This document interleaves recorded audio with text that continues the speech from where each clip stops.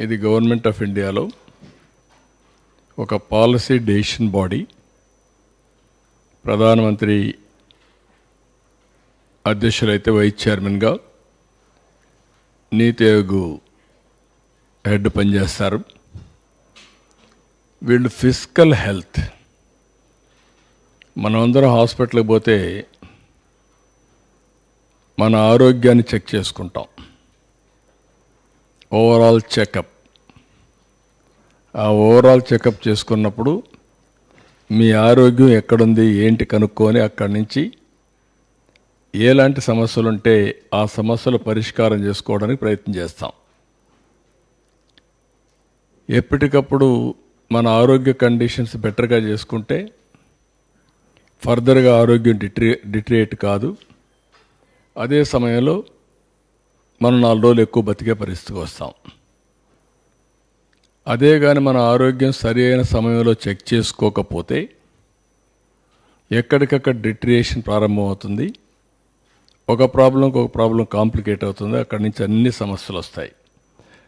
అదే మరిగా ఆర్థిక పరిస్థితి కూడా చూస్తే ఫిజికల్ హెల్త్ ఇండెక్స్, ఇది రాష్ట్ర ఆదాయ పరిస్థితి, రాష్ట్రానికి వచ్చే వనరులు ఏవైతే ఉన్నాయో ఫైనాన్షియల్గా దాని హెల్త్ గురించి వీళ్ళు అసెస్ చేశారు. చాలా మంచి పని చేశారు.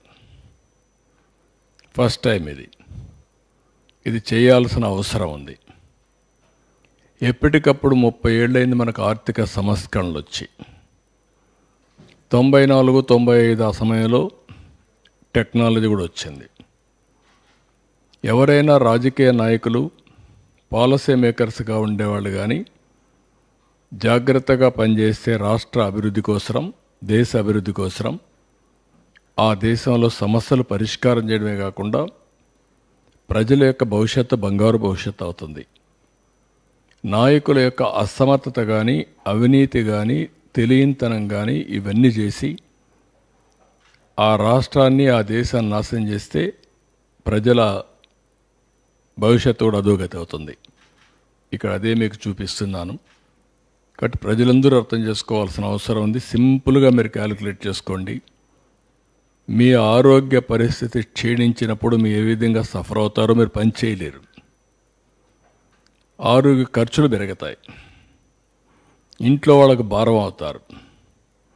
అక్కడి నుంచి మీ ఇంటి ఆర్థిక పరిస్థితి, మీ ఇంటి ఆనందం కూడా క్షీణించిపోయే పరిస్థితికి వస్తుంది.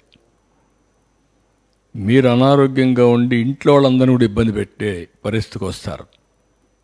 అదే మరిగా ఈరోజు రాష్ట్ర ఆర్థిక పరిస్థితి బాగలేనప్పుడు ఈ రాష్ట్రంలో ఉండే ప్రజలందరికీ ఇబ్బందులు వస్తాయి. సంక్షేమాన్ని ఇవ్వలేం, ఎక్కువ పన్నులు పడతాయి. మళ్ళా అప్పులు కట్టడానికి మళ్ళీ అప్పులు చేయాలి. ఈ అప్పులు చేసిన తర్వాత అభివృద్ధికి డబ్బులు ఉండవు. డబ్బులు లేకపోతే ఇది ఒక విషియస్ సైకిల్. ఈ సైకిల్లో పడిన తర్వాత బయట రావడం చాలా కష్టం. అల్టిమేట్గా బాధపడేది ప్రజలే బాధపడతారు. అలాంటి పరిస్థితి నేను మీకు ఎక్స్ప్లెయిన్ చేస్తున్నాను ఈరోజు. దీనికి నేను వెల్కమ్ చేస్తున్నాను. నీతి ఆయోగ్ చేసిన ఎక్సర్సైజ్ని వెల్కమ్ చేస్తున్నా. అందరం కూడా జాగ్రత్తగా రాష్ట్ర భవిష్యత్తు కోసరం, దేశ భవిష్యత్తు కోసరం అందరం కూడా అధ్యయనం చేసుకొని ఏ విధంగా చేయాలో ఆ విధంగా చేస్తే భవిష్యత్తులో ఈ దేశం బాగుంటుంది నా ప్రగాఢమైనటువంటి నమ్మకం, విశ్వాసం. నెక్స్ట్ ఇక్కడ వీళ్ళు చేసింది నీతి ఆయోగ్ 22, 23కి చేశారు. 18 రాష్ట్రాలు, పెద్ద రాష్ట్రాలు.